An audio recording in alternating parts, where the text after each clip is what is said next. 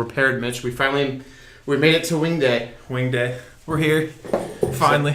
Excited? You haven't had wings since you've been in Des Moines, have you? I've not. I'm ready. I've been waiting. It's been a minute. It's been a hot minute. For you guys who don't know Mitch is a CrossFitter.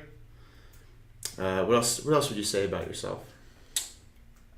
I guess if you go back even before that, it's a baller, I guess you'd call it. Yeah? Yeah, basketball is kind of what started the whole journey of fitness, and then working out, and then kind of going from there, I guess, would be the start of things. So How did you make your way to CrossFit?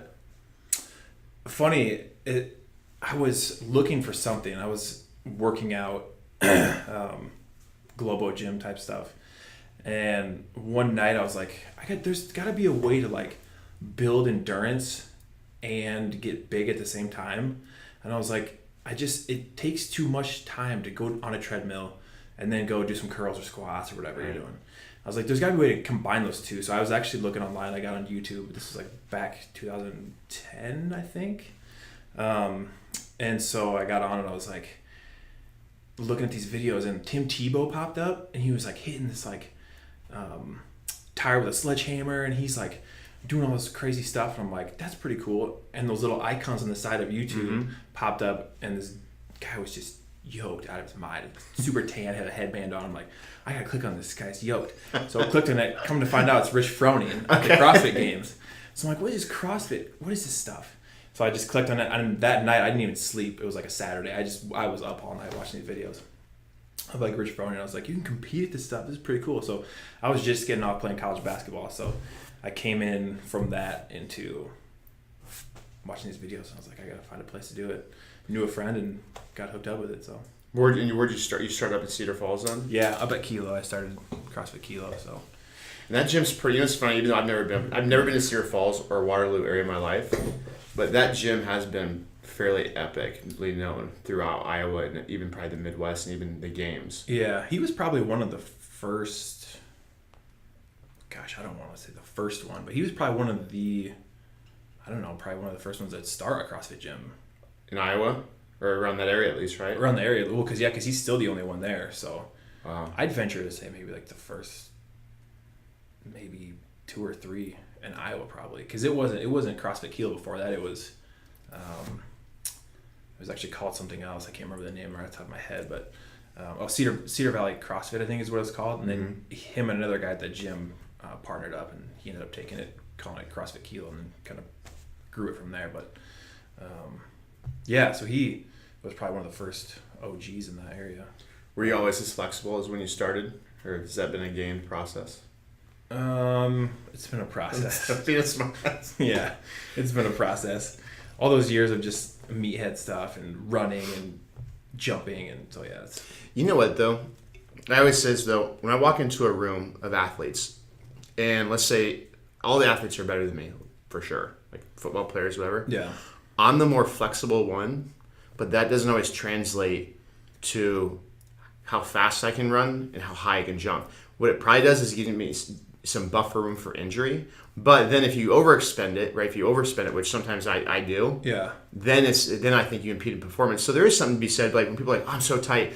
There's that tightness to where you want a little spring in the action, to where it's a positive. It can create some of that tension that you need for sport. But then if you again override it in that direction, now we have repetitive stress injury. So where's the line? You know what I mean? Like, does it depend on sport, and does it depend on where you're at as far as there's so many factors that could go into it. I mean, I guess maybe it depends on injury, and if you're, I don't know, you know more about that. Well, you have to almost go way back. You have to look at the person just genetically, like what's their size, what's their sport, is it beneficial? Like for instance, if you have a pitcher who has a lot of laxity in his shoulder, he may want that in his shoulder. Right. In his shoulder.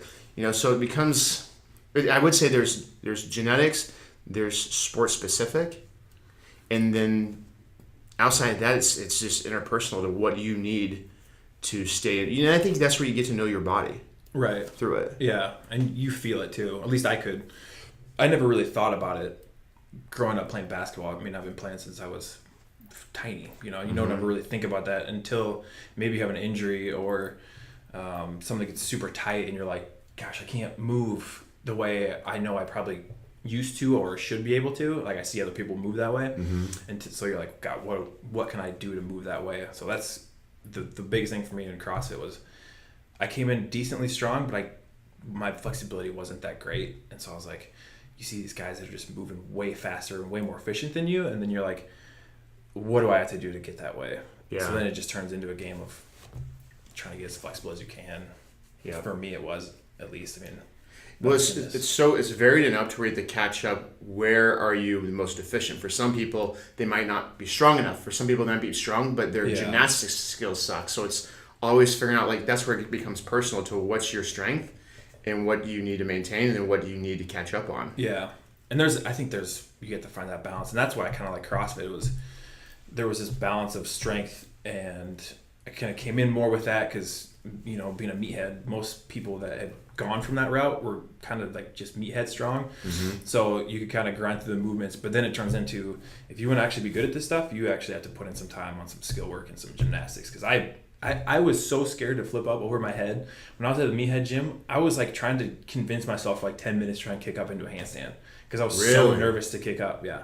So I went from that to, being able to do it, obviously. But yeah, I mean, if you've never been on your head before, right. I mean, it can be, so it's nice when you get to remember that when new people come into your gym, you're like, these people are going to be scared out of their mind. You know what I mean? Like, they're not going to know what's going on. Like, kicking up, like, even for me, like, being an athlete, your whole life, you grow up just doing weird stuff, jumping around, but never on your head. If you're not a gymnast, you've never been that way. So, yeah, it's yeah, the strength background is different because that's the other thing I take for granted sometimes. I do handstands regularly, but have not been doing walking handstand. It's funny? Yeah. I'm coaching my son's soccer team, and my goal for the team was make them better athletes because soccer is such an entry-level sport for 7 to 8-year-olds. Yeah. I was like, let's make them better athletes, like just better movers. Right. And then outside of that, just, character building. Yeah. So we know what I did yesterday? I had him I go, all right, this one kid, he's a gymnast on the team. My son used to do gymnastics with him. So I was like, all right, warm him up. So I had take him through like the gymnastics warm up. And I was like, who can do cartwheels? I made him do cartwheels, handstand walks, wheelbarrows, just to get some... To move well. Just to be better at moving. Yeah, and that's what it is, I think, especially at that age. It's like, how well can you move? Because most of the time, now, look, you got kids sitting in classrooms. They're already sitting for 7-8 hours a day. Right. It's like, you're already, like, programmed your body to, like, just sit and just be stagnant. I mean, yeah, you have recess and gym or whatever, but, like, I've taught before, and you're still sitting for majority of your day. And if you're not playing a sport, or you're not in gymnastics, or you're not running, or you're not doing anything, you go home and you sit in front of TV and you play Nintendo and you're sitting for another 3-4 hours. Right. Like, so I think it's good. I think there's a benefit to just being able to move. We've talked about that quite a bit. Oh, yeah. Just moving. Well, it's because think about this. We say that for kids, like, man, we gotta get our kids moving more and off the iPads. But I'm thinking, hang on, most of us sit 7-8 hours a day. We spend time on our iPhones. Yep. And then we have 2 routes from there. Either we go home and chill out, or another one we go work out, which is like, it's hard to get through to people sometimes. They go, I work out, I'm in shape. I go, I realize you are. But that's for an hour, and if you're lucky, 2 hours of your day. Yeah. There's 24 hours left. There's more time for you to actually get stuck in a seated shape, even though you're in great shape and work out. Right. For an adult, too. And so my goal is to try, how can I get adults to move more? Mm-hmm. I think it's the same as kids. Make it fun, make it challenging. Like, think of the stuff that we do. Like, when you come in here, I'll be like, hey, this is humbling. You remember that game where we take we take a tennis ball and we fist bump it against the wall? Yeah. I tried it again today. I'm still just as bad. Did you get more than 10? No. You have the right 12, right now. 11? I think you got 13. Did I get 13? I think it was 13. Because I know because I've been trying to beat it. And I have not, I on a good day will get 7. Yeah. But people would look at that as something that would be a complete waste of time. But it's like, it makes you move and it makes you think. Because you have precision, you have change of speed, you have change of direction, change of levels, and then fun. Chasing the ball. And it's fun. It's fun. And challenging. Yeah. We used to play handball all the time, too. It was like racquetball, but with just use your hands. Prison style. Yeah. Just gangsters out there. Did you bounce against the wall? Oh, yeah. Yeah. Like a huge wall. How old were you? College. Wow, I've never heard of like young. Yeah. We were really poor. It's just, all you need is a ball. You can play a tennis ball or just a racquetball. Ball. You know what? I think any economical status, there's room for play. But you know what's funny? Back in like the 50s, it was almost like everybody was poor, so you play stickball and all these other stuff. Even now, if like nowadays, if you're economically challenged or poor, that's so I like the economically challenged. You're poor as shit. You're broke as hell. You're broke as hell. Little pot to piss in. You made some bad life choices. You can still somehow find an iPhone and iPad. You're gonna have one. Yeah, doesn't everybody have one? I know. You seen the new one coming out? It's like $1,000. Oh, probably the iPhone X. It's $1,000. I haven't heard about it. You have to take out a loan to get here. Have you heard about the iPhone? I thought the iPhone 7 was new. I heard there's iPhone 8 coming out. Is that the X? Maybe. I don't know. No home button. I know. What are we gonna do? No home button? Face recognition. It's taking over. They're coming to get us. It's government. You know, it's funny. I was listening to this debate with artificial intelligence, or virtual reality, and how it's going to be huge. Virtual dates? You heard about that? No. You want a virtual date? It's the new Bumble. Have you ever seen the movie Her? No. Oh. So I'll lay the premise out without giving away. Joaquin Phoenix basically does this. He, type in your perfect girl, wish you blah, blah, blah. And he's through a voice app, starts dating her. What? It's so good. Is this new? No, it's been around for a while.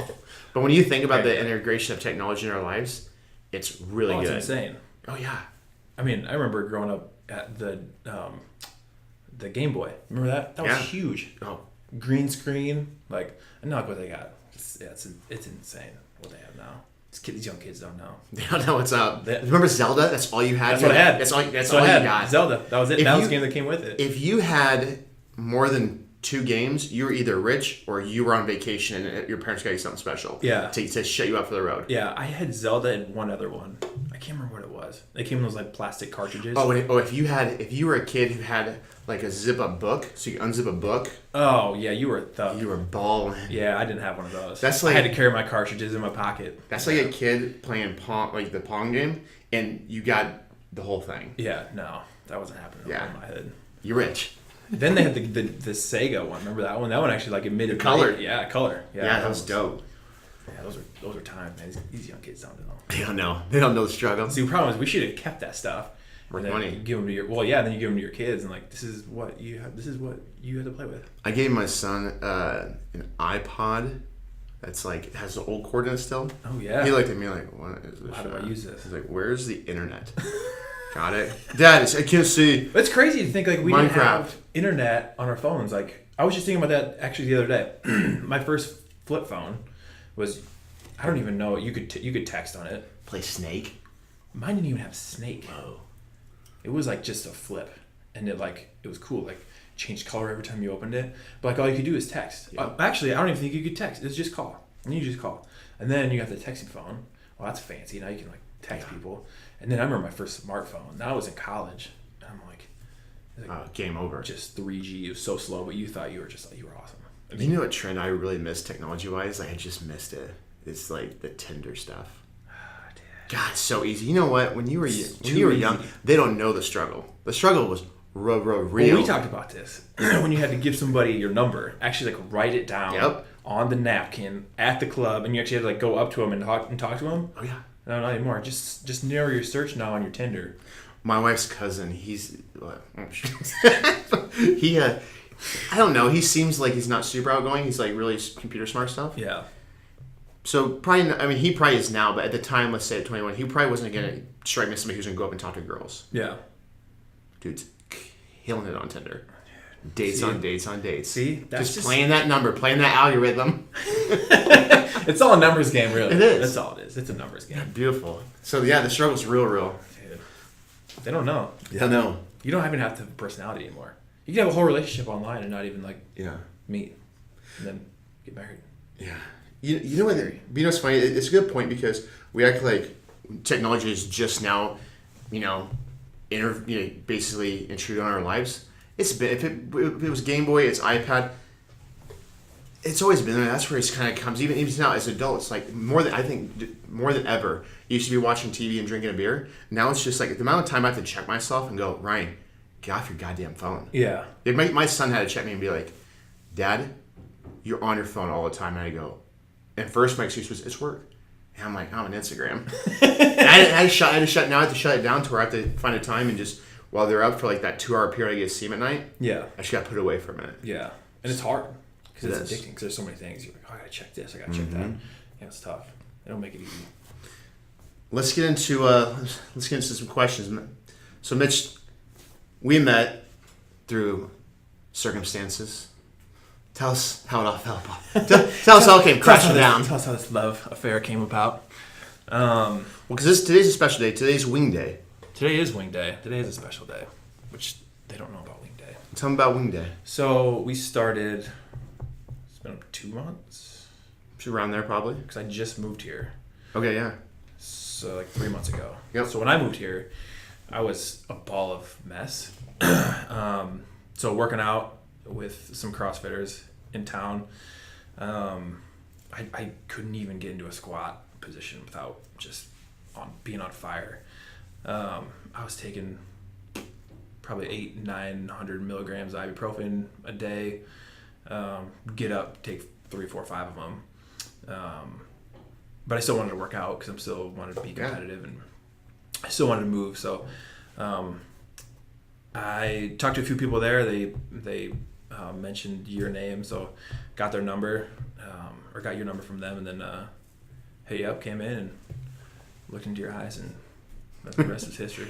But you were not a hard sell, but it's funny because in what I do, what I really need, like what I want to do, what makes me happy, because like any job, it doesn't get mundane. It can get repetitious, and you want to have those. But what you really want is those moments of breakout. What I'm a jockey who needs a horse. I need a challenge that's big enough. I'm a peacock. You gotta let me fly. But I need the challenge, but also I need somebody who's going to be committed. So when you first called, I was like, well, first bring me all your medical history and come in to even make. I didn't even know if I could help you for sure. Yeah. So I think we just met up first to go, okay, is this possible? Because you were in pain long enough and drastically enough with like even the jump rope, if you jumped rope or if you jumped up to a bar having hip pain. Yeah. So I was like, it was pretty bad. Yeah. Like I had an MRI for like 3 months before I came in here. I got it, and then so nothing was shown on that except for miter tear, which was not really affecting that, I don't think. And so I got that just so I would know, like, what's going on in here. So I was like, well, that came back negative. So I was like, well, it's got to be fixable, was my thinking at least. I was like, I had done so much before that prior. I was like, well, I'm not really out anything if I let somebody else kind of jump in and take a look at it, because nobody else had been able to do anything. So, I mean, I had done acupuncture and dry needling and massage and chiropractic, and I mean, you name it, I pretty much was trying to get after it. So, and nothing was working. I mean, I was trying to stuff myself, and so. And you caught me on a rare day, because usually it's funny. My dad always tells me, you can't think of people's economics as your own, but I do. And I constantly think, how can I get people out as fast as possible? Mm-hmm. And sometimes I think I short it too much. So for you, I was like, okay, this is a big enough project. It's not a one and done. Basically, I was like, I'm gonna have to communicate with you often. Mm-hmm. I'm gonna have to take at least, I said 5. We made, remember that I did something I've never done. I made a bet. I go, all right, if I don't get it in 5, and by the way, don't get smart. You were a special case of somebody who, the only reason why I put this out there, because you're in enough pain, but also you were committed enough. And so I was like, okay. You go, do you remember? You go, what's the chances you can fix this? And I go, 80%. I remember that. And I thought that's a high number. And you go, is that it? I go, okay, fine. If I get it, if we 5 and you'll max out at 5, and after that, it's on me. And when we get you to a manageable point where we're happy, we're going to go get some wings. Because after these sessions, we realized we both had a love for hot wings. We did. I think it's more of an obsession at this point. Oh, yeah. I can't stop thinking about it. It's not going to just stop at this one place. We're going to Chicken Coop today, I think. We're going to hit That's not going to be the end of this. Oh, no, it's going to be like a tour. Yeah, because I got 4 more on the list that I really want to hit on. We're going to, because we're going to we're going to talk about these too. We're going to come back. We'll be back. We might have our own podcast about hot wings. We could travel the world. Can you? International? Oh yeah. I had Wings International. And pretty good. Not like you'd get here. Don't tell the people. That's another podcast. That's another day. That's another hour. But we finally got you to. Well, and even then, I still wouldn't consider what we do done. I actually had to wait for you to make the call because I'm still not happy until it's perfect. Like I want pure perfection, 100%. But we're at the stage of adaptation to where we gotta let stuff adapt, heal up. Even though if it was up to me, I'd make you come in every 2 days. Yeah, I would come in every 2 days. You have to turn up. No. Turn up. Well, we'll talk about that later because I do have we'll talk about Wings. I have a plan that I want to put you on.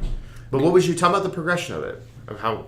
Yeah, so the first time I came in, it was more like just you evaluating, assessing, just seeing how I move, and then after that it was RPR.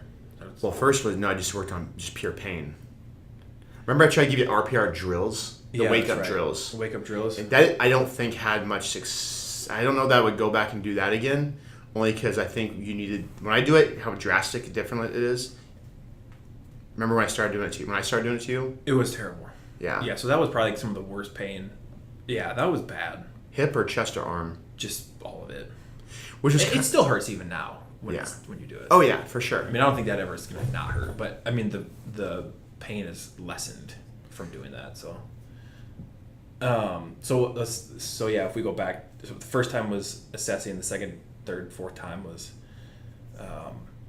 just testing, a lot of testing and retesting. Yeah.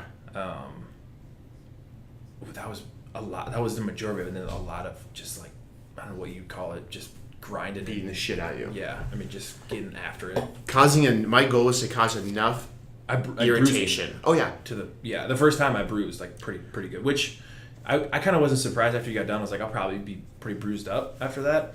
But then we had it hit. It's kind of funny because what to me it was about was fine tuning. Because then we hit a point to where I go, here's my game plan. We're going to have to really beat the shit out of this hip because if we don't force it to change and create some sort of stimulus greater than what it has, why would it? Right. There's no. I mean, even There's though reason for it too. Our motivation and the body's motivation are different. Our motivation is to do things we love. Body's motivation is survival to spread gene. Yeah.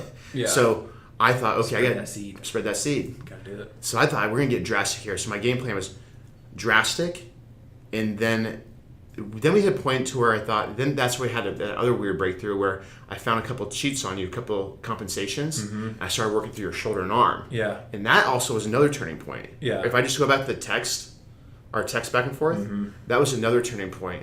Was when we did the arm stuff, and you had a symptomatic change. Yeah, I think that was big. And then for me, the biggest thing as far as like, if you go forward probably another 2 or 3 weeks, when you looked at my squat, it was where my toe was like, basically it was like coming back. Would you say it was coming back? Yeah, you're kind of doing like a gripping.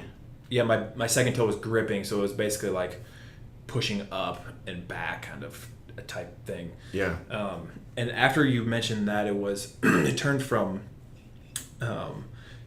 like just trying to tell myself to move in a different way, and how like I would just be sitting there and like taking a shower or sitting at my desk or whatever I was doing, sitting on the couch, and I would be doing that like because I was just like in this constant like state of I don't want to say like survival, but just like always tense, like always like super wound up. And once you pointed that out, it was like, why am I doing this? Like, what is making me be super tense like that? Like, whether it's my toe or like my breathing or like my neck was like super tight or like whatever I was doing, I was just like, why? What are you trying to be tense about? So that was a big turning point for me as far as like just relaxing. And I think for me, once I finally realized like I don't need to be tense all the time, like I just kind of relax and kind of let it kind of what you were doing kind of soak in, and then from there it was like, I mean, I feel like I got way better after that. When you sent me that squat video, I watched it like 50, 60 times until because I had my shirt off. You had your shirt off, the dog was there, and I thought, let me rewind this show. Big screen, let's put it on TV. Let's get this. Hey, honey, hook up the computer. Yeah. Hey, look at this. You think I'm gonna? That's never gonna happen. Be like, hey, Abs, you want to see a guy who's more ripped than me? And watch him 60 times and taller. Never gonna happen. It's probably not smart. But it was also, to me, it was a cool experience because it's trial and error and going, okay, what can I do for Mitch? And not constantly changing, but thinking and changing. Like, I was oddly obsessed with it. It was, to a point where I don't know that many people could do what it takes, because it's not just the work that you have to do.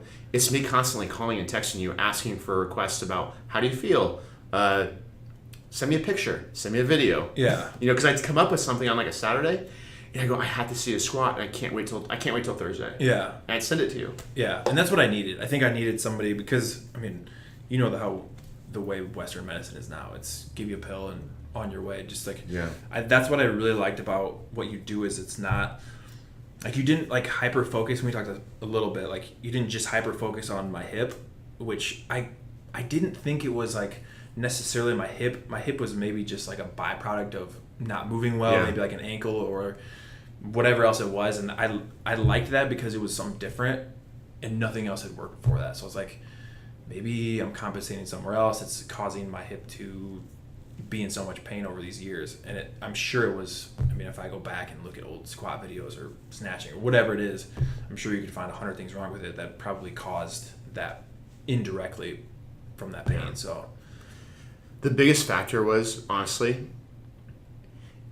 I pointed out a few things, but it really did have a lot to do with your commitment, because the bigger factor was we're constantly rediscovering stuff. If you didn't have that, like you talked about, that self-inquiry of why am I doing this, and have that drive to go, and like you yourself are constantly recalibrating. Mm-hmm. So a lot of the recalibration, you did a lot of that. You did a lot of the work. I saw you for an hour here and there. An hour a week tops. So how you took that hour of education and then pulled it into your daily life, and we both got in there, that's what I think makes it. Yeah, I think if you don't, it's like physical therapy. It's like, they can put you through some bands and some stretches, but like unless you put in some time and some work on yourself, like, I just don't think it's that you're never going to get it.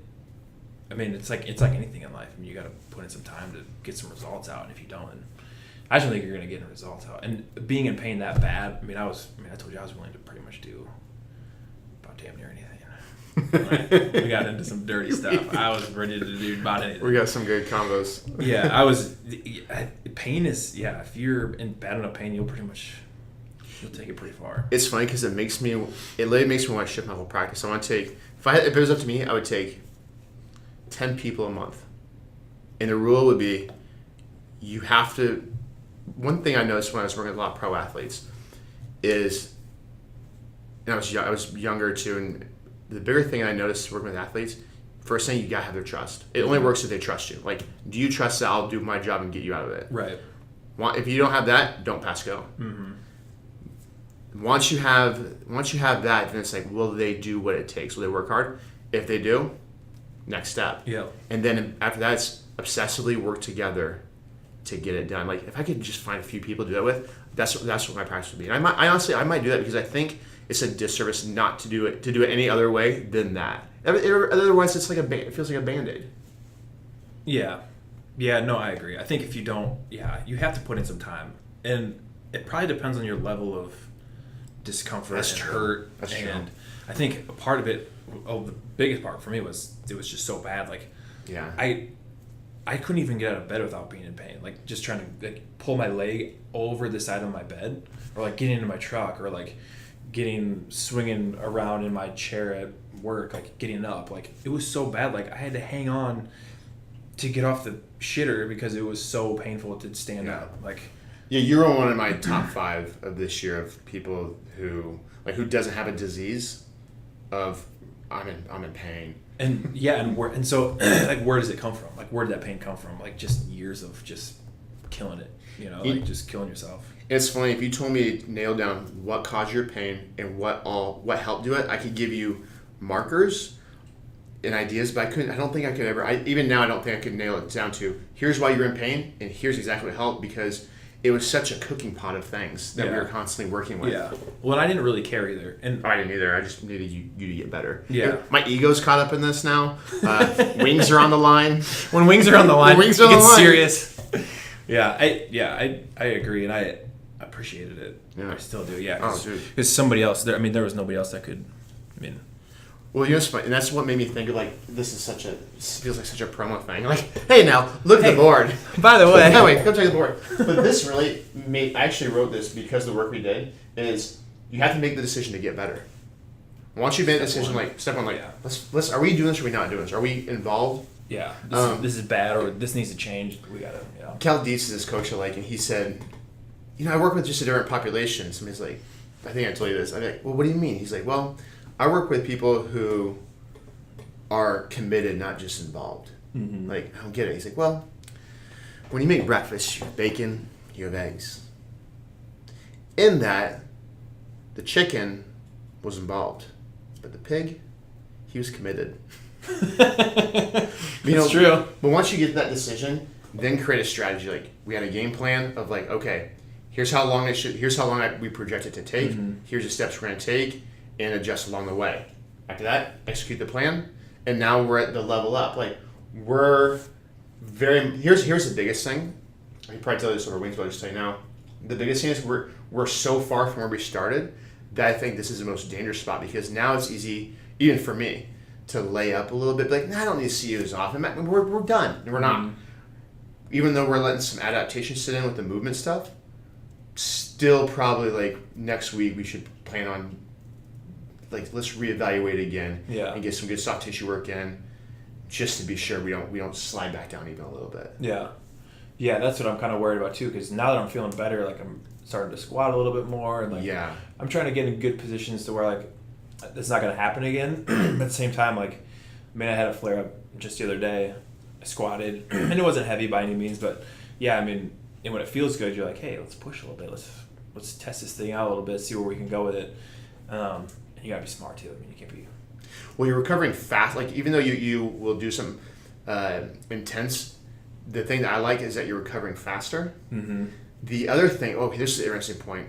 Remember when I told you in the beginning? I said, hey, we're gonna hit a plateau at some point, and you're gonna want to say fuck it or something. I said, trust me, that's gonna happen. And we did. I think it was 1 week off of when I said it was a week after. Yeah, it was a week after. I said like we'd hit it like week 3 or 4, and we hit like 4 or 5. Yeah, I remember that, and I had other people tell me that too, that you've worked with that said you're gonna hit a plateau, and when we didn't, when was it? The week that you said it was, I was like, hey, maybe we're just gonna grind through this and not get it. And then the next week I was like, shit, I'm back in pain again. Yeah, but we came back out of it though. I mean, yep, we did it. High five. We're doing it because we still gotta work on this. Yeah, but from the scale, from what our backwards scale, from pain scale, from probably when I came in, it was probably, I mean, it had to been. What was our scale? Because that was our other confusion. It was backwards. What did you had 10 being terrible. No, 10 being. You had it. 10 being good. 10 was like really good. And 1 was like really bad. So I had it backwards. We had it backwards to where you'd be like, I'm like, where are you? You'd be like, I don't know. I'm like a 7-8. And I go, shit. Because here's what it was. How are you feeling, or what's your pain? Yeah, this is my fault, by the way. Yeah. So how are you feeling? Like, on a scale from 1 to 10, how are you feeling? Like 1 to 10. Like, I'm feeling probably like on if I asked you that, you'd be like, right. I feel pretty good today. I'd be like, 8, 8.5. But then you'd be like, what's your pain? And so I'd be like, well, I don't know. And I was like backwards. Then it was like, and then we stuck to it. We stuck to it for a few weeks. Did you know? You didn't even have any idea. I had an idea for like 2-3 weeks. So you thought 8 was like. I thought you were when you or were 6 or whatever, 2 or whatever I was at. If you said like, let's say 2, that would be pretty good. In my mind, that's fucking terrible because 10's amazing. And so I was freaked. Like, there was times where I'm thinking, Ryan, like my self-talk was like, Ryan, hey, you've done it before. You've been here. It's time to be your best. Yeah, fucking get it together. And then I realized we had it backwards. Yeah, because I remember you texted me and then you were like, you didn't text me back, and because you're like, how you feeling? I'm like, oh, I'm doing great. I'm like an 8, and you like didn't text me back. I'm like, I read it like 3 times. I thought you'd been a smartass. I think. No, I was, because that day that was like the best I had felt in a long time, like forever. And I was like, yeah, I'm like an 8, and he didn't text me back. And I'm like, is he mad? 8's pretty good. No, I was reading it 3 times. I was so confused. Yeah, 8 was good for me. So that's probably where I'm at now. But coming from like a 1 to a nothing. I mean, it was rough. We're gonna take a little. What's the word? we're gonna have some wings. Yeah. But then next week, we got to talk about the wings. We're gonna talk about the wings. Yeah, we do need to talk about some wings because do they have a wing challenge? They don't. That's why I think it needs to be happening because I'm picky about my wings. Like a diva picky or? Oh yeah. Here's the thing: if it's not crispy enough, like need them send them back. I'm not sending them back, but I'm not buying them again. And by the way, would you send them back? Don't you? I've sent them back one time because they were cold. Oh yeah, no. Can't do that to me. Huh? I can tell you where some good wings are. I think there's a top 4 or 5 around town that I think are just really good. This one's good because I believe they grill it. Now I will ask them for extra crispy to make sure it's. I don't want. How do they do? Just more. They bread it and then. No, it's not breaded. So they just grill them. They may fry them too. I don't know. I just know they have charred marks on them. They're pretty good. So charred and. I don't know. I tell myself they're not fried, so when I'm on the Whole30 or on some quote diet, I go there and I lie to myself that these are healthy. Because they're so healthy. These are they're. It's practically a vitamin. It's like a hot vitamin. Yeah, it's a hot vitamin that you chew. Now, blue cheese. Are you blue cheese or ranch? If the wing is good enough, I won't do either. That's a good point. That's when you know. If it's good enough, I'll do a little blue cheese sometimes. You won't do ranch, do you? I'm not a ranch guy. I feel like the ranch takes away. If you're gonna really assess a wing, you gotta have it just wing. I think so too. And then you gotta have carrots and celery. Yeah. More carrots, less celery. Well, let's go get some wings. What do you say? All right, let me shut this piece down then. Hang on. I'm so nervous. Here we go. So I stop here.